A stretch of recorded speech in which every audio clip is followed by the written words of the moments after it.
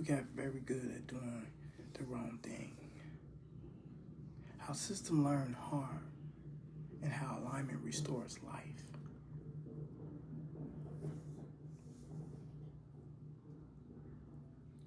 People often think about system failure because they break. They don't. They fail because they work exactly as designed. And today, I want to talk about something uncomfortable but necessary. How modern systems became extremely effective and efficient at producing harm, while calling it neutralizing professionalism or process. This is not about bad people. It's about good people operating in misalignment structures that rewards the wrong outcomes.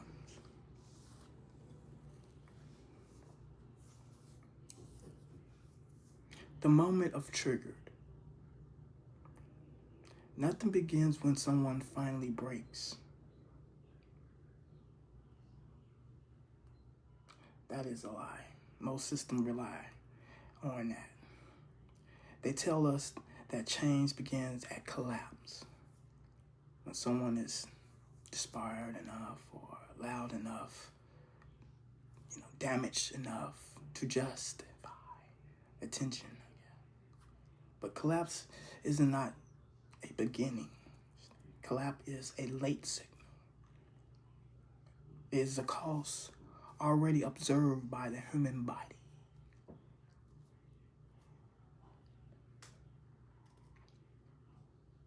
The real beginning happens early. It happens at the moment harm is documented, not endured. A report is filed, a pattern is logged, a threshold is crossed. That moment, it's not emotional. It is structural.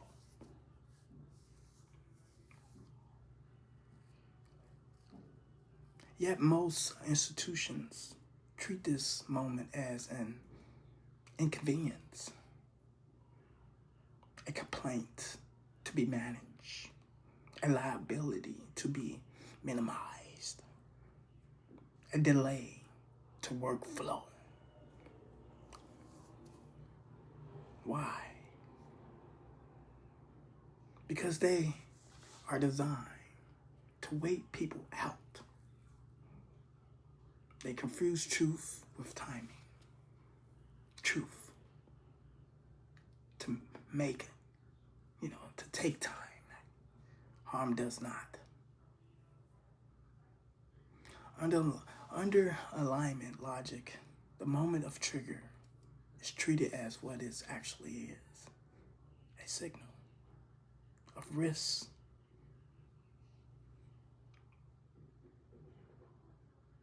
A signal that the signal means three things simultaneously. Number one, harm has already occurred. Number two, delay will multiply damage. Number three, stabilization must begin immediately.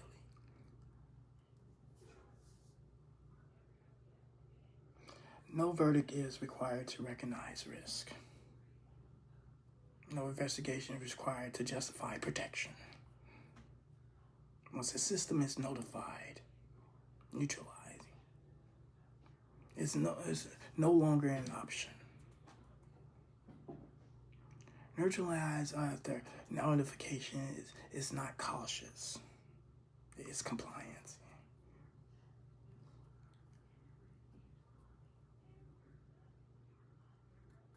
Profit efficiency, inefficiency. Profitable inefficiency. What this was called profitable inefficiency, that's what it's called. The system does not need to deny harm. It only needs to slow its response until the person carrying the harm collapses under its weight, right? Delay is not accidental. Delay is how cause is transferred from institution to bodies. This is especially destructive and disadvantage of indigenous people and the original people of this land, my people, because the system was never built to recognize us correctly in the first place. Misclassification is not an error.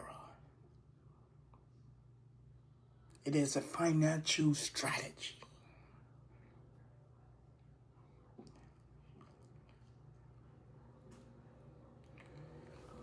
When indigenous people are mislabeled, undercounted, or erased, jurisdictions dissolve, responsibility, burden, resources vanish, and the system benefits from every one of those outcomes. This is why young are over-sexualized, criminalized early, and disciplined instead of protected. Not because of culture, but because the system has already decided they are expendable. This is not failure. This is optimization. The embryo, and the record, the emblem of America, reminds us that this land was once personified as the original people, by the original people. Not abstracted, not branded, not reduced, not categorized.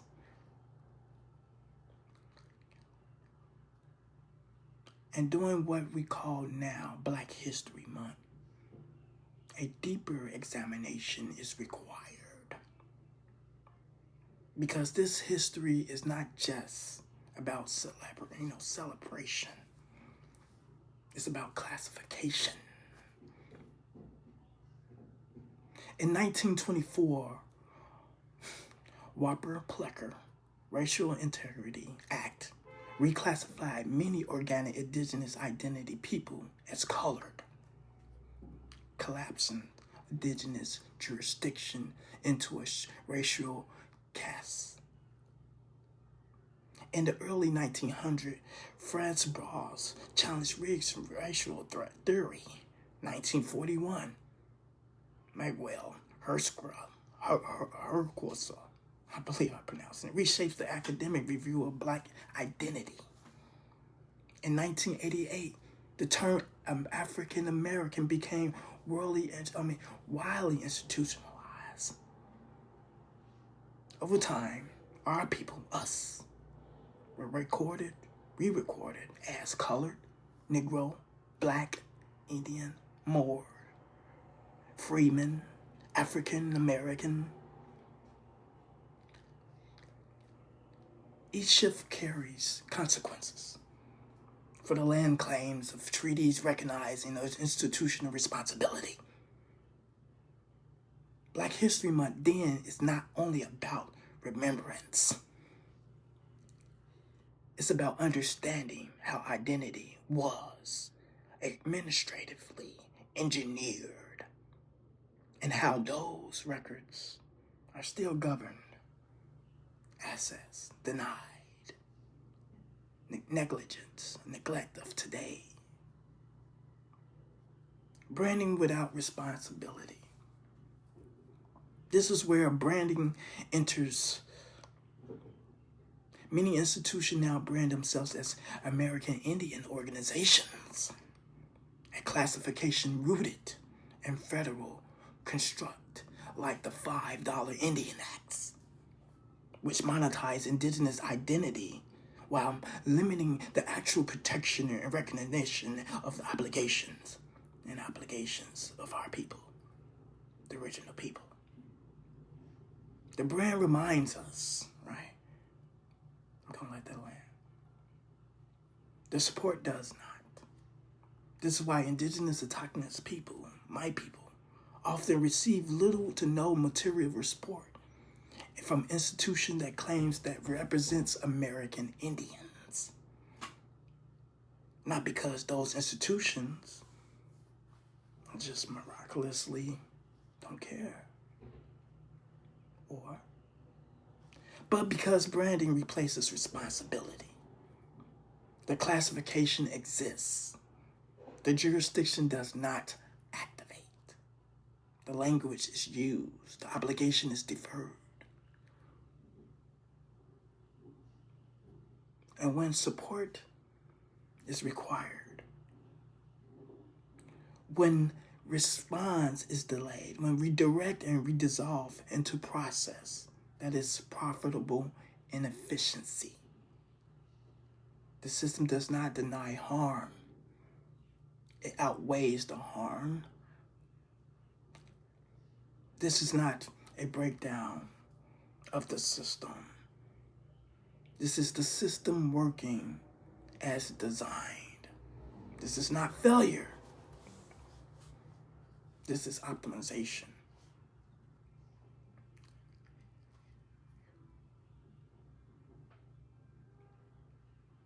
The ledger comes online. So what does alignment looks like? It looks nothing like surveillance. The ledger does not monitor people. It monitors flows.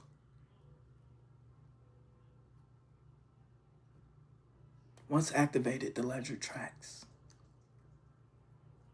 the origin of harm, resource extraction, jurisdictional responsibility, stabilization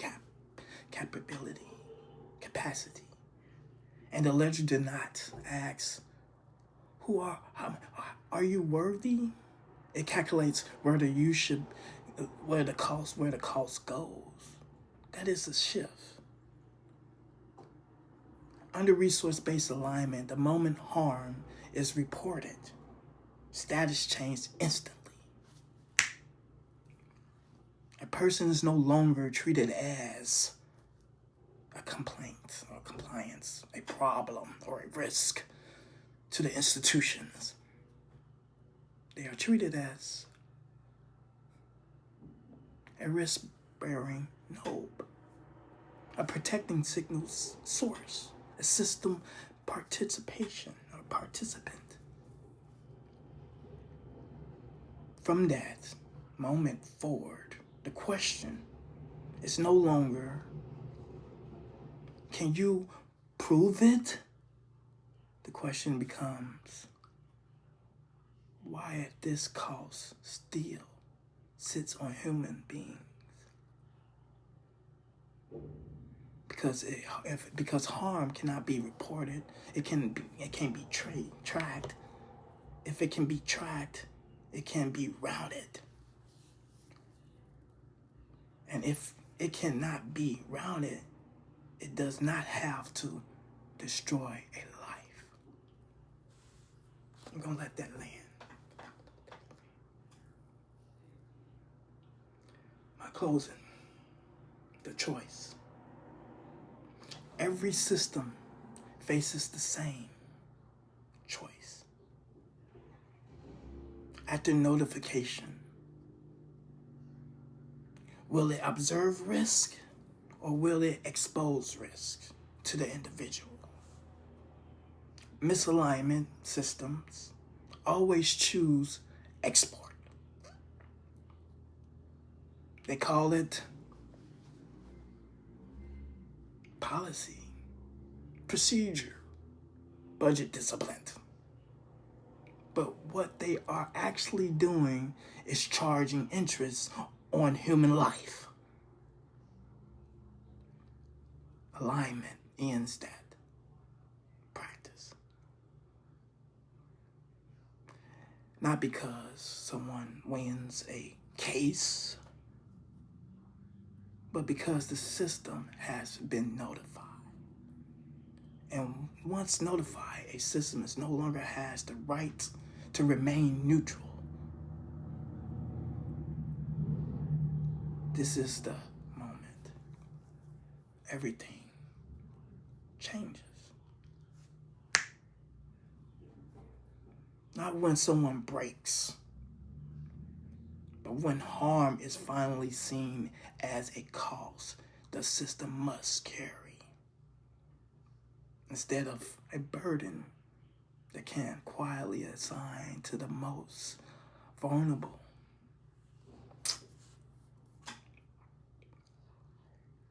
People got very good at doing the wrong thing. Alignment is how we learn to stop.